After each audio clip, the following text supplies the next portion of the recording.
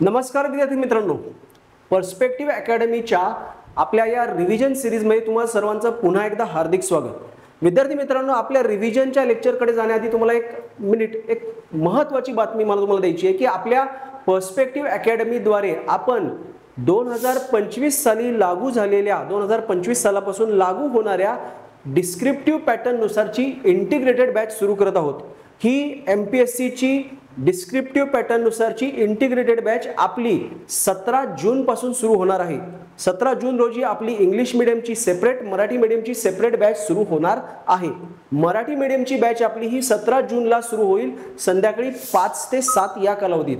सुरुवातीचे काही दिवस तिचे लेक्चर 5 ते 7 असेल, नंतर हे लेक्चर्स 3 ते 7 असे 4 तास असणार आहेत. विद्यार्थी मित्रांनो, पर्स्पेक्टिव्ह अकॅडमी तर्फे आपल्याला या बॅच मध्ये 1.5 वर्षाच्या कालावधीत, लक्षात घ्या 1.5 वर्षाच्या कालावधीमध्ये डिस्क्रिप्टिव्ह परीक्षेचा पूर्व, मुख्य आणि मुलाखत असा सर्व टप्प्यांचा अभ्यासक्रम कव्हर केला जाणार आहे. विद्यार्थी मित्रांनो, आपल्या पर्स्पेक्टिव्ह अकॅडमीचे जे काही तज्ञ फॅकल्टीज आहेत ते सर्व फॅकल्टी हे UPSC ची परीक्षा दिलेले आणि UPSC ला गेली 10 पेक्षा जास्त वर्ष शिकवलेले प्राध्यापक आहेत. त्यामुळे विद्यार्थी मित्रांनो, तुम्हाला या इंटिग्रेटेड बॅचचा निश्चित फायदा होईल. या इंटिग्रेटेड बॅचची पहिल्या आठवड्यातील लेक्चर्स ही आपण डेमो लेक्चर्स ठेवलेले आहेत की ज्यामध्ये तुम्हाला सर्व विषयांचे शिक्षक त्या विषयाची ओळख करून देतील. सो विद्यार्थी मित्रांनो, लवकरात लवकर नाव नोंदणी करा आणि आपल्या पर्स्पेक्टिव्ह अकॅडमीच्या डिस्क्रिप्टिव्ह बॅचला ॲडमिशन घ्या. थँक्यू.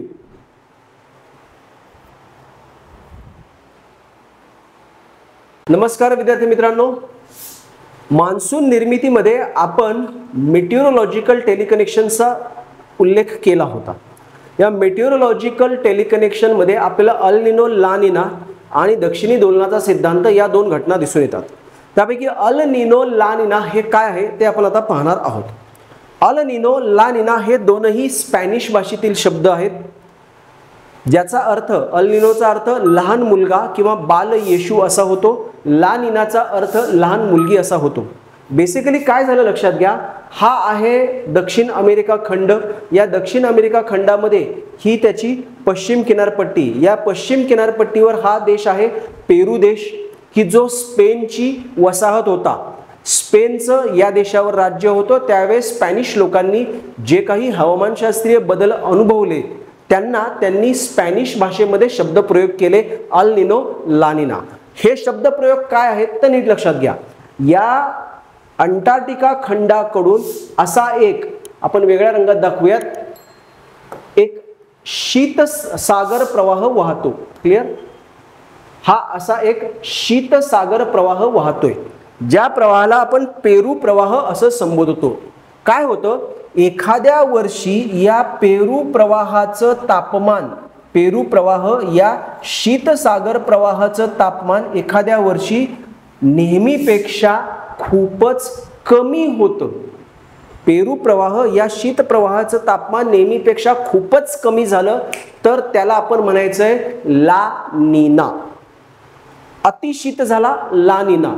मग तशा परिस्थितीमध्ये आपल्याला येणाऱ्या कालावधीत भारतीय मान्सून यशस्वी झालेला दिसून येतो. हा बदल कधी होतो? साधारणतः डिसेंबरच्या अखेरीस. जर समजा उलट झालं, हा जो पेरू प्रवाह आहे, शीत प्रवाह, याचं तापमान जे काही आहे ते थोडं उबदार झालं. पेरू प्रवाहाचं तापमान नेहमीपेक्षा वाढलं, तो थोडासा उबदार झाला तर त्याला म्हणायचंय अल निनो. अल निनो निर्माण झाला तर येणाऱ्या कालावधीमध्ये भारतातला मान्सून अपयशी होतो. हा अल निनोचा फेनॉमेना, ही घटना या स्पॅनिश लोकांनी साधारणतः डिसेंबरच्या अखेरीस, म्हणजे त्यांचा जो सण असतो ख्रिस्ती लोकांचा, ख्रिश्चन लोकांचा नाताळ, क्रिसमसच्या सुमारास अनुभवली. नाताळ, क्रिसमस म्हणजे येशू ख्रिस्ताचा जन्म. येशू ख्रिस्ताच्या जन्माच्या वेळेस निर्माण झालेला नवीन प्रवाह, म्हणून त्याला त्यांनी नाव दिलंय बाल येशू, लहान मुलगा, स्पॅनिश भाषेमध्ये अल निनो. सो नीट लक्षात घ्या, पेरू प्रवाह हा शीत प्रवाह आहे दक्षिण अमेरिकेच्या पश्चिम किनारपट्टीवर. पेरू प्रवाह या शीत प्रवाहाचं तापमान वाढलं, अल निनो, भारताला प्रतिकूल. पेरू प्रवाह या शीत प्रवाहाचं तापमान नेहमीपेक्षा खूपच कमी झालं, ला निना, भारतासाठी अनुकूल. ही घटना जी आहे या घटनेचं थेट स्पष्टीकरण किंवा या घटनेचा भारतीय मान्सूनला थेट प्रभाव कसा पडतो हे स्पष्टपणे आपल्याला सांगता येत नाहीये, सिद्ध करता येत नाहीये, म्हणून त्याला आपण शब्दप्रयोग केलाय मेटिओरोलॉजिकल टेलिकनेक्शन.